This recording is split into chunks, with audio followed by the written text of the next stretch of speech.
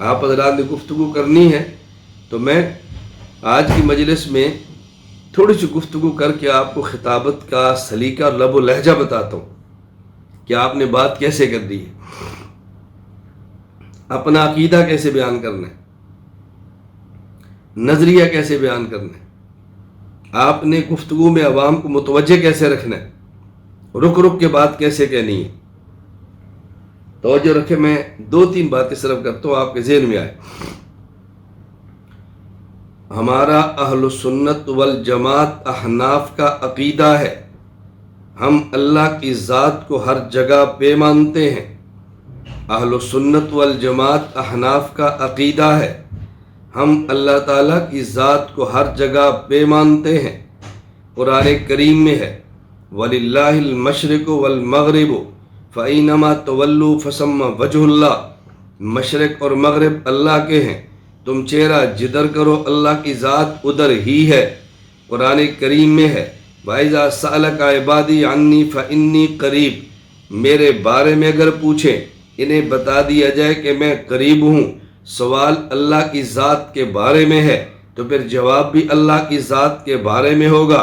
جب پوچھا ذات کے بارے میں ہے تو جواب بھی ذات کے بارے میں ہے۔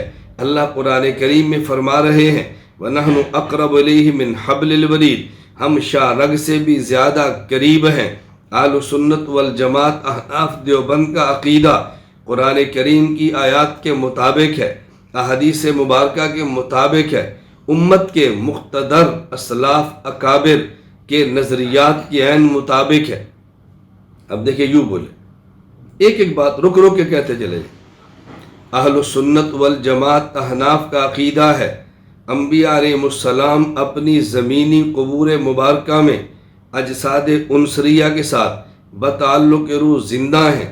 پیغمبر پاک کی قبر پہ آ کے صلاۃ و سلام پڑھا جائے، پیغمبر پاک خود سماعت فرماتے ہیں، اور جب دور سے پڑھا جائے اللہ ملائکہ کے ذریعے پیغمبر پاک کو صلاۃ و سلام پہنچا دیتے ہیں۔ یہ عقیدہ قرآن کے بھی مطابق ہے، احادیث کے بھی مطابق ہے، اس پر 20 دلائل موجود ہیں۔ اہل سنت والجماعت احناف دیوبند کا عقیدہ ہے انبیاء علیہ السلام معصوم ہیں، انبیاء علیہ السلام معصوم ہیں، نہ صغیرہ گناہ، نہ کبیرہ گناہ، نہ چھوٹا گناہ، نہ بڑا گناہ، نہ اعلان نبوت سے پہلے گناہ، نہ اعلان نبوت کے بعد گناہ۔ نبی معصوم ہے، معصوم کا معنی یہ نہیں نبی گناہ سے بچتا ہے، معصوم کا معنی یہ ہے اللہ نبی کو گناہوں سے بچاتے ہیں۔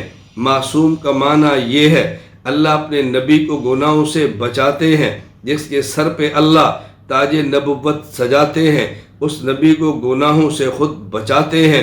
اللہ رب العزت پیغمبر کو معصوم بناتے ہیں۔ اہل سنت والجماعت احناف دیوبند کا عقیدہ ہے نبی معصوم ہے، پیغمبر کی ذات معصوم ہے، پیغمبر کی ذات معصوم ہے۔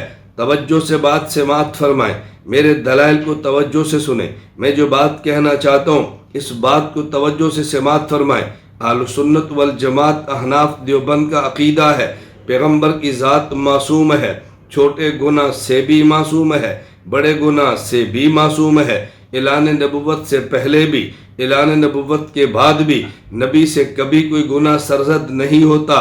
صرف یہ نہیں سرزد ہوتا نہیں، اللہ سرزد ہوتے دیتے نہیں، اللہ سرزد ہونے دیتے نہیں۔ یہ علماء دیوبند کا نظریہ ہے۔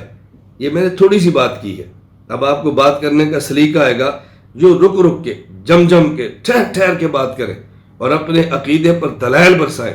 ابھی تو انشاءاللہ ہماری خواہش ہوگی ہر طالب علم ایک بیان کر لے، بقرعید تک آپ سارے نمٹ جائیں، پھر انشاءاللہ بیان بھی ہوں گے، پھر بزم میں اضافہ بھی ہوگا، پھر انشاءاللہ تقریری مقابلہ بھی ہوگا، اس میں باقاعدہ انعام بھی دیے جائیں گے۔